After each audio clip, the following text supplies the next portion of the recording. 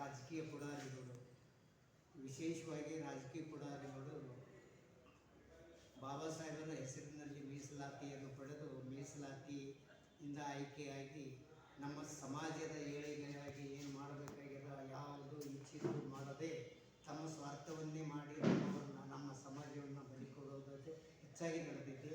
ಯಾವ ಪಕ್ಷ ಇದನ್ನು ಪ್ರತಿಯೊಂದು ಪಕ್ಷದಲ್ಲಿ ನಮ್ಮ ಸಮಾಜದ ಜನ ಇದ್ದಾರೆ. ಆದರೆ ನಮ್ಮ ಸಮಾಜಕ್ಕೆ ಇನ್ನೂವರೆಗೆ ಸ್ವತಂತ್ರ ಸಿಕ್ಕು 75 ವರ್ಷವಾದರೂ ಸಮಾಜದ ದಲಿತರನ್ನು ಯಾವ ಪಕ್ಷವು ಮುಖ್ಯಮಂತ್ರಿ ಪ್ರಧಾನಮಂತ್ರಿ ಮಾಡುವ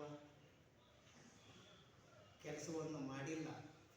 ನಮ್ಮ ಸಮಾಜದವರು ಎಚ್ಚೆತ್ತುಕೊಂಡು ಮುಂದಿನ ದಿನಮಾನಗಳಲ್ಲಿ ಎಲ್ಲ ಪಕ್ಷದವರು, ಯಾವುದೇ ಪಕ್ಷ ಆಗಲಿ, ಯಾವ ಪಕ್ಷ ಮೊದಲು ನಮ್ಮ ಸಮಾಜಕ್ಕೆ ಮುಖ್ಯಮಂತ್ರಿಯನ್ನು ಘೋಷಣೆ ಮಾಡ್ತಾರೋ ಅಂಥವ್ರು ಜನ ಹತ್ತಬೇಕು ಹೊರತಾಗಿ ಕಂಡ ಹೆಂಡ ಸ್ವಾರ್ಥಕ್ಕೆ ಬೆನ್ನು ಹತ್ತಿ ನಮ್ಮ ಓದುಗಳನ್ನು ಮಾಡ್ಕೋಬಾರ್ದು. ದಯವಿಟ್ಟು ನಮ್ಮ ಸಮಾಜ ಜಾಗೃತ ಆಗಬೇಕು.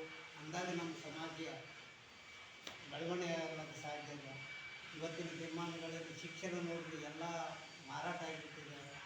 ಮತ್ತು ಶಿಕ್ಷಣ ಇವತ್ತು ಕಲಿಬೇಕಾದ್ರೆ ಬಡವ್ರ ಪರಿಸ್ಥಿತಿ ಏನದ ಅಂಥ ಮಕ್ಕಳು ಕಲಿಬೇಕಾದ ಮಕ್ಕಳು ಒಳಗಿರ್ತಾವೆ. ಅಂಥವರಿಗೆ ಬಂದು ಕಲಿಯುವ ಪರಿಸ್ಥಿತಿ ನಮ್ಮ ಜನರಿಲ್ಲ.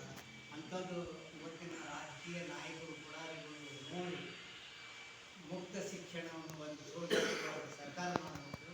ಸರ್ಕಾರಕ್ಕೆ ನಾವು ಉಗ್ರವಾಗಿ ಖಂಡಿಸ್ತೀವಿ. ಸರ್ಕಾರಗಳನ್ನು ಶಿಕ್ಷಣ ಮುಕ್ತ ಸರ್ಕಾರ ಎಲ್ಲಿವರೆಗೂ ಮಾಡೋದಿಲ್ಲ ಅಲ್ಲಿವರೆಗೂ ಯಾವ ಸರ್ಕಾರ ಬಂದರೂ ಸಹಿತ ನಮಗೆ ನಮ್ಮ ಸಮಾಜಕ್ಕೆ ಏಳಿಗೆ ಆಗುವುದಿಲ್ಲ. ಮುಕ್ತ ಸರ್ಕಾರಗಳು ಶಿಕ್ಷಣ ಮುಕ್ತ ಆಗಬೇಕು.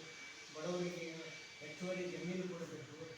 ಎಷ್ಟು ಪೆಂಡಿಂಗ್ ಅದಾವ, ಎಷ್ಟೋ ಜನರಿಗೆ ಇನ್ನೂ ತನಕ ಯಾವ ಜಮೀನು ಕಾಗೋದಿಲ್ಲ. ಅಂಥದ್ರ ಸಲುವಾಗಿ ನಾವು ಹೋರಾಟ ಮಾಡಬೇಕಾಗಿದೆ. ಆದ್ದರಿಂದ ತಾವು ಎಲ್ಲರೂ ಒಗ್ಗಟ್ಟಾಗಿ ಹೋರಾಟ ಮಾಡಬೇಕಾಗ್ತದೆ. ಅಂಥವ್ರು ಮಾಡಿದಾಗ ಮಾತ್ರ ನಮ್ಮವರಿಗೆ ಸರ್ಕಾರ ಕಣ್ಣು ತೆಗೆಯುತ್ತದೆ ಅಂತೇಳಿ ತಿಳ್ಕೊಂಡು ಎಲ್ಲರೂ ದಲಿತರೆಲ್ಲರೂ ಕೂಡ ಹೋರಾಟ ಮಾಡಬೇಕಾಗ್ತದೆ ಇಂಥ ಪರಿಸ್ಥಿತಿ. ಮತ್ತು ನೋಡ್ರಿ, ಈಗ ಎಷ್ಟೋ ಕಾರ್ಡ್ಗಳು ರದ್ದಾಗ್ಯಾವ. ಆ ಕಾರ್ಡ್ ರದ್ದಾಗಿದ್ದು ಅಧಿಕಾರಿಗಳು ಯಾವುದೂ ಇದು ಮಾಡಿಲ್ಲ.